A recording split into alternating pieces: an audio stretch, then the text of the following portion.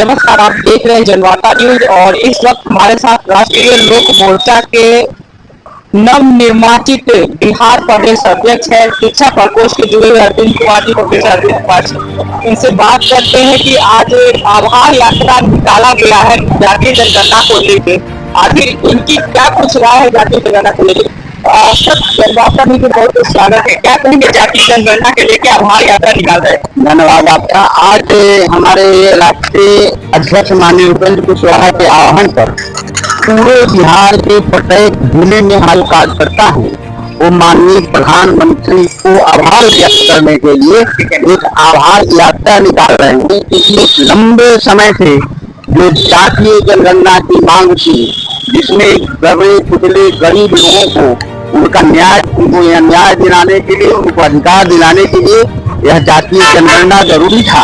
और जब हम लोगों ने वाल्मीकि नगर में मंथन शिविर रखा था, तो उसमें हमारे नेता ने प्रमुखता से इस बात को उठाया था कि बिहार में या पूरे भारत में जातीय जनगणना होनी चाहिए।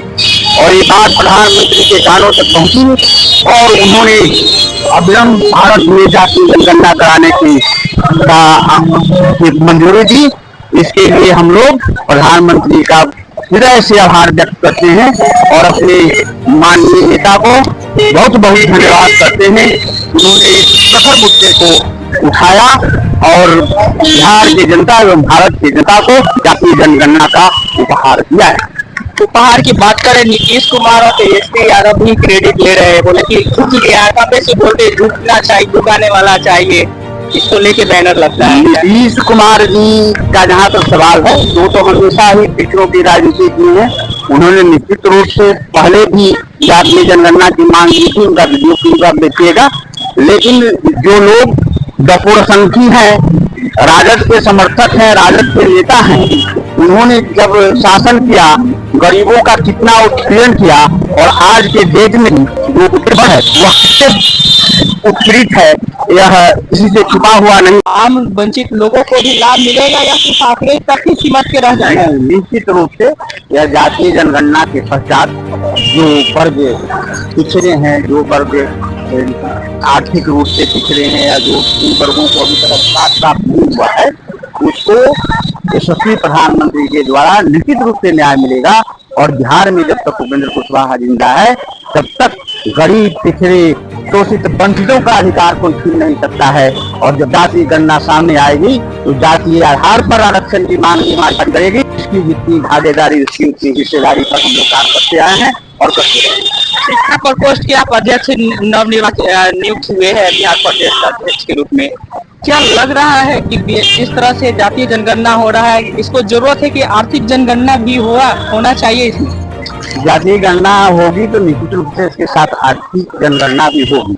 और आर्थिक जनगणना होगी तभी इस जाति में कितने लोग पिछड़े हैं, कितने लोग जो हैं वह गरीबी रेखा से नीचे हैं, कितने लोग गरीबी रेखा में आते हैं और कितने लोग गरीबी रेखा से ऊपर है, इसका आकलन होगा।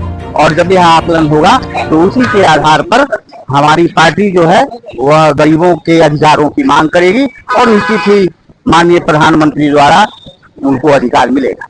बिहार में जातीय जनगणना, उसमें कई जाति का ये मामला है कि पहले गणना किया गया, जैसे कि लोहार लोहरा करके इस तरह के ऐसे गणना किया गया है, एक आरोप लगता है। इसको लेके क्या कहेंगे? जातीय जनगणना बिहार में जो है वो सही है? वह संविधान के अंतर्गत जाति को किसी वर्ग में रखा गया है, इसके अनुरूप होगा। वह विस्तार से इस पर चर्चा करने की जरूरत है कि कौन सी जाति किस जाति पर के अंतर्गत आता है। और एक बिहार की जनगणना हुई तो बहुत सी जातियों को मिलाकर एक बढ़िया जाति बना दिया गया है।